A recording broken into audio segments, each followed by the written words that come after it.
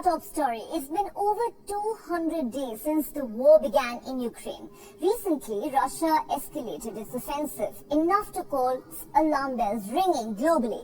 In fact, Moscow has been firing a barrage of missiles on Ukrainian towns and cities practically every day for the last few days. Ukrainian troops are countering the Russian offensive and have successfully reclaimed towns captured by Moscow. But today, in a surprise development, Russian President Vladimir Putin, who has so far been upping the ante, appeared to be toning down the rhetoric over the war.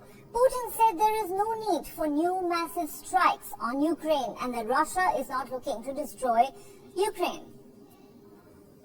For now, there is no need for massive strikes. There are other goals to achieve for now. Out of, I think, 29 objectives, 7 have not been hit the way the Defense Ministry planned. They are dealing with them. With these objectives, there is no need for massive strikes, at least for the moment, for now. As for the future, we'll see. We do not set ourselves the task of destroying Ukraine. No, of course not. Putin was addressing a press conference at the end of a summit in Kazakhstan. He repeated the Kremlin's position of holding talks with Ukraine. However, he said the two sides would require international mediation if Ukraine was willing to participate. Ukrainian President Vladimir Zelensky has ruled out talking to President Putin, even labeling him a terrorist. This after Russia proclaimed the annexation of 4 Ukrainian regions last month and rained missiles on Ukrainian cities this week in the wake of an attack on a vital bridge between Russia and annexed Crimea. And that's not all that Putin said today. The Russian president also stated that there are no plans for a further military mobilization in Russia. First of all, in the beginning, the Ministry of Defense supposed to draft a lower number, not 300,000. Firstly. Secondly, nothing additional is planned. There was no suggestion on the part of the defense minister on this. And I see no need for this in the near future.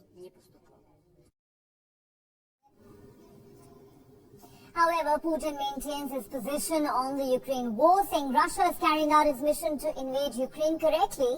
He added Moscow had a firm grip on the humanitarian Ukraine green corridors. If humanitarian corridors for grain supply to the poorest countries, even when it's not going there, this was an excuse for the whole work. If these humanitarian corridors emerge to be used for terrorist attacks, it would call into question further existence of such corridor. Statements by Putin could possibly change the course of the Ukraine war. First, Putin taking a step back days after what has been described as one of the biggest airstrikes by Russia proves that the escalation or counter-offensive by Ukrainian forces have provided a solid ground to Kiev at the negotiation table if talks are held anytime soon. Second, Russia ordering a halt on military mobilization offers a glimpse into how Putin is acknowledging the pressure back home against the mobilization given the unprecedented protests across Russia. And it's not just in Russia. Putin himself has admitted that Moscow's former Soviet allies are worried about the conflict in Ukraine. On the ground, Russia seems to be losing its annexed regions. The Russian forces have suffered a string of embarrassing battlefield defeats in recent weeks.